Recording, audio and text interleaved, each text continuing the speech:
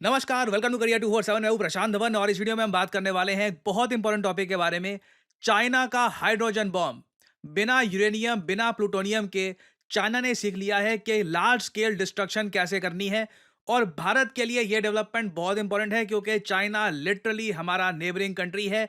काफी बार अग्रेशन कर चुका है हमारे अगेंस्ट। और चाइना के बारे में इंटरनेशनली दो न्यूज आज के समय बहुत वायरल है। एक तो जैसे आप लोग जानते हैं, इंडिया ने जो 12% के टैरिफ लगा दिए हैं स्टील इंपोर्ट्स पर, इसका नेगेटिव इंपैक्ट चाइना पे क्या होगा, इस पे आप देखोगे दर्जनों आर्टिकल्स पब्लिश हो रहे हैं। South China Morning Post, even American media इस पर लिख रहा है India imposes temporary tariff on steel to stem cheap imports from China. Social media पे आप जाओगे, बहुत सारी इस पर पोस्ट हो रही है। But at the same time लोग बहुत ज्यादा चिंतित है कि जो चाइना का ये हाइड्रोजन बॉम्ब है, क्या ये जेन्युइनली एक गेम चेंजर है मॉडर्न वॉरफेयर में। क्योंकि आज के समय जो ये लाइन है, शॉक्स द वर्ल्ड, दुनिया शॉक्ड है, ये काफी ओवर यूज हो चुकी है। बट चाइना के इस पर्टिकुलर केस में, इस बॉम्ब के केस में हर जगह आपको ये वर्ड मिलेंगे कि चाइना के नए वेपन ने दुनिया को शॉक कर दिया है। किसी को उम्मीद थी नहीं कि एक नॉन न्यूक्लियर हाइड्रोजन बॉम्ब इतनी डिस्ट्रक्शन कर सकता है। तो चलिए समझते हैं कि दुनिया आज के समय चाइना के इस हाइड्रोजन बॉम्ब के बारे में इतनी बात क्यों कर रही है। ना आप सब लोगों ने एक बात नोट करी होगी, रशिया यूक्रेन वॉर को 3 साल से ऊपर हो गए। रशिया ने बहुत डैमेज सहा, रशिया के सिविलियंस मारे गए, मॉस्को में अटैक हुआ, ड्रोन से अटैक हुआ, रशिया को हर जगह प्रोवोक किया गया। मगर एक बात नोट करना, रशिया ने एक बार को अपनी न्यूक्लियर डॉक्ट्रिन चेंज कर दी।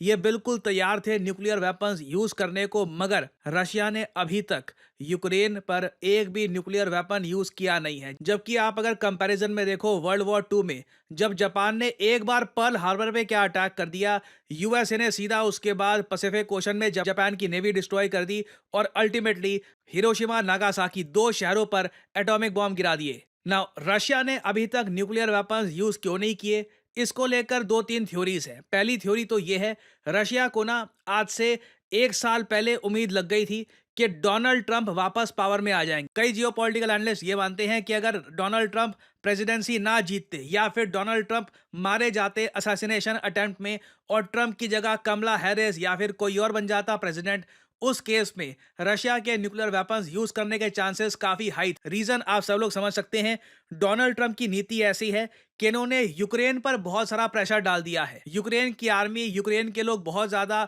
डिमोरलाइज्ड हैं जब से डोनाल्ड ट्रंप पावर में आए हैं। ये बात आप सब लोगों ने देखी होगी। उसके अलावा एक बड़ी थ्योरी ये भी है कि रशिया को यह पता है कि न्यूक्लियर वेपन्स यूज करते ही ना, जो कुछ देश आज के समय रशिया के समर्थन में खड़े हैं या फिर न्यूट्रल भी हैं, ये भी रशिया के अगेंस्ट हो जाएंगे। फॉर एग्जाम्पल, इंडिया ने कैटेगोरिकली कह दिया था कि रशिया को न्यूक्लियर वेपन्स यूज नहीं करने चाहिए। अगर न्यूक्लियर वेपन्स यूज कर लिया रशिया ने तो इंडिया, चाइना समेत कई देश ये सब रशिया की निंदा करनी स्टार्ट कर देते, क्योंकि न्यूक्लियर वेपन्स पे एक टैबू लगा हुआ है।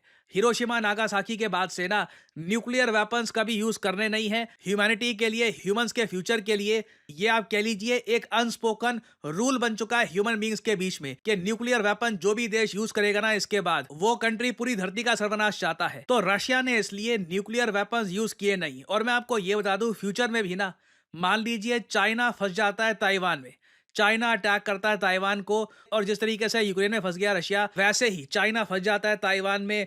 कई साल बीत गए, 2-3 साल बीत गए, रशिया, चाइना ताइवान को कब्जा नहीं पा रहा। तो उस केस में चाइना क्या करेगा? मैं आपको बता दूं, चाइना भी न्यूक्लियर वेपन्स यूज नहीं करेगा।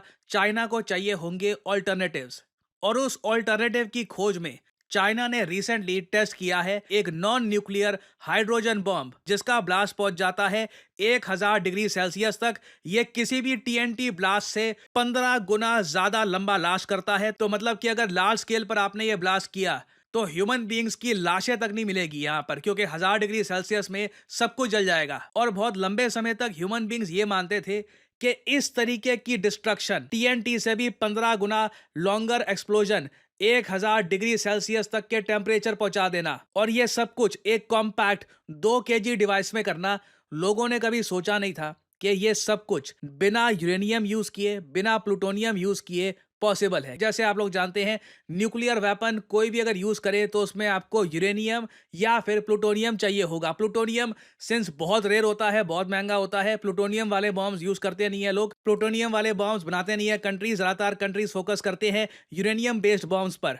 मगर चाइना के ब्रेक थ्रू से ना एक बहुत बड़ा ऑप्शन चाइना को ये मिल गया है कि कल को ताइवान या किसी और कंट्री के अगेंस्ट ये इस टाइप के बॉम्ब्स गिरा सकते हैं और चाइना पर उतनी निंदा भी नहीं होगी क्योंकि technically they did not use a nuclear bomb. और यहाँ पे एक बात नोट करने वाली ये है टाइमिंग। अचानक से क्या होता है, चाइना की सरकार ये साइंस पेपर रिलीज कर देती है प्रॉपर डिटेल्स के साथ, प्रॉपर साइंटिफिक एविडेंस के साथ कि इन लोगों ने ये ऐसा बॉम्ब टेस्ट किया है एक ऐसे टाइम में जब चाइना टैरिफ वॉर में फंस चुका है। जैसे मैंने आपको बताया था, जो ये जियोपॉलिटिकल चेस होती है इसमें शी जिनपिंग ब्लंडर कर चुके हैं।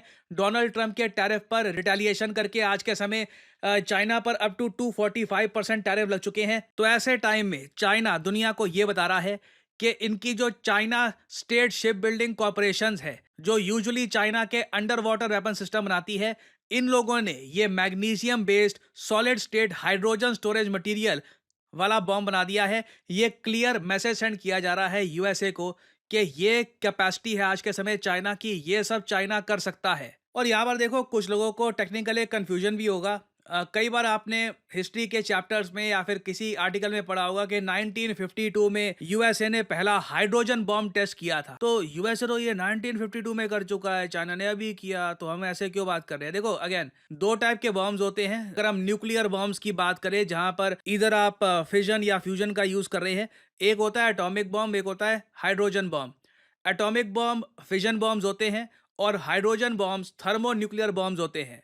जो ये थर्मोन्यूक्लियर हाइड्रोजन बॉम्ब्स हैं ये कई हजारों गुना ज़रा स्ट्रांग होते हैं। और हाइड्रोजन बॉम्ब जो है, ये थर्मोन्यूक्लियर बॉम्ब्स, इनको भी डेटोनेट करने के लिए आपको यूरेनियम की आवश्यकता होती है। तो हाइड्रोजन बॉम्ब भारत ने भी टेस्ट किया हुआ है, बट यूरेनियम वाला। यूएस ने भी टेस्ट किया है मगर यूरेनियम वाला। जो चाइना ने हाइड्रोजन बॉम्ब टेस्ट किया है ना, यहाँ पर ये एक नॉन न्यूक्लियर बॉम्ब है, इसलिए ये बहुत ही ज़्यादा चर्चा में है। इसलिए लोग यहाँ पर काफी सरप्राइज्ड हैं कि बिना यूरेनियम, बिना प्लूटोनियम यूज किए चाइना इतनी डिस्ट्रक्शन कर सकता है। तो this is a huge development, बहुत ज्यादा कंसर्निंग बात है ये। इंडिया के पास जहां तक मेरी जानकारी है कुछ ऐसा प्रोग्राम है नहीं, हम ऐसा कुछ अभी डेवलप कर नहीं रहे। बट आई थिंक आने वाले टाइम में चाइना के इस टेस्ट के बाद भारत भी विचार करेगा कि परहैप्स आज के समय टाइम आ चुका है कि हम भी ये non nuclear bombs large scale पर बनाना स्टार्ट करें। और फाइनली यहाँ पे आप लोगों से मैं एक सवाल पूछूंगा। देखिए, भारतीय एयरफोर्स रवाना हो चुकी है एक्सरसाइज डेजर्ट फ्लैग 10 में पार्टिसिपेट करने के लिए। हमारे मिग 29 जैगुआर जेट्स ये यहाँ पर जा रहे हैं। आपको बताना है कि एक्सरसाइज डेजर्ट फ्लैग 10 कौन सा देश होस्ट कर रहा है। ये है यहाँ पे आपकी ऑप्शंस: जापान, यूएसए, रशिया या यूएई। कमेंट सेक्शन में करिए उत्तर। जो लोग देंगे सही आंसर उनकी कमेंट को मैं दे दूंगा हार्ट, ताकि बाकी लोग समझ पाएं कि सही उत्तर क्या है। देखिए, करियर 247 मतलब जॉब अपॉर्चुनिटीज। ऑलरेडी आपने देखा होगा कि हमारे एक्सिस बैंक प्रोग्राम के अंडर कई लोगों को ऑफर लेटर प्राप्त हो चुका है एक्सिस बैंक डेप्यूटी मैनेजर की पोस्ट के लिए। और अब पहली बार करियर 247 आपके लिए लेके आया है हमारा flagship data science course with generative AI. आज के समय मार्केट में कोई भी कंपनी ऐसा कोर्स ऑफर नहीं कर रही जहां पे आपको मिलती है लाइव क्लासेस। आप यूजुअली डेटा साइंस का कोर्स परचेज करेंगे, प्री रिकॉर्डेड क्लासेस आपको पकड़ा दी जाएंगी, मगर यहां पे आपको मिलती है live classes. World renowned teachers, for example Deepayan सरकार सर, ये आपको पढ़ा रहे होंगे। ये बाय द वे काम कर रहे हैं with the government of Singapore as an AI adviser. और करियर 247 के डेटा साइंस कोर्स को कंप्लीट करके आप बिल्कुल आराम से 7 to 9 लाख पर एनम की जॉब लैंड कर सकते हैं। That is very much possible. और अगर आपका सवाल यह है कि अगर आप एक डेटा साइंटिस्ट बन गए तो आप काम कहां करोगे, किस इंडस्ट्री में काम करोगे, हर जगह आपके लिए दरवाजे खुले होंगे। चाहे एफएमसीजी सेक्टर हो या फिर फार्मा सेक्टर हो, आप गवर्नमेंट में काम कर सकते हैं।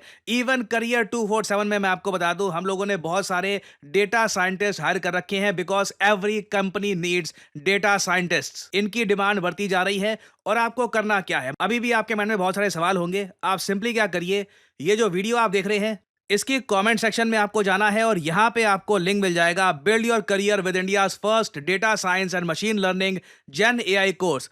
इस लिंक पर करिए क्लिक। यहाँ पे आपके सामने ये पेज खुल जाएगा। यहाँ पे अपना नाम, ईमेल, फोन नंबर और ऑब्वियसली यहाँ पे कोड डालिएगा PD10, ताकि आपको डिस्काउंटेड रेट पर ये कोर्स ऑफर हो। कोड आप अगर नहीं डालेंगे तो जो भी आपको प्राइस ऑफर किया जाएगा इट विल बी एलिवेटेड। तो मैक्सिमम डिस्काउंट पाने के लिए यूज द कोड PD10। हमारी तरफ से आपको कॉल आएगा, you can ask your questions और अगर आप खुद को देखते हैं as a data scientist in the future, then you can start with career 247 data science and machine learning with generative AI course. ऐसा कोर्स आपको वैसे मार्केट में मिलेगा नहीं, विद लाइव क्लासेस और साथ में आपको वेरियस और टूल्स भी मिलेंगे। और बाय द वे, इस कोर्स से रिलेटेड और जानकारी मैं वेरियस और वीडियोस में आपको देता रहूंगा। सो अगर आप इंटरेस्टेड हैं, use the code PD10 and get in contact with the career 247 consultant. और इसी नोट के साथ यह है वीडियो कांत। Thank you for listening and as I always say, may the gods watch over you.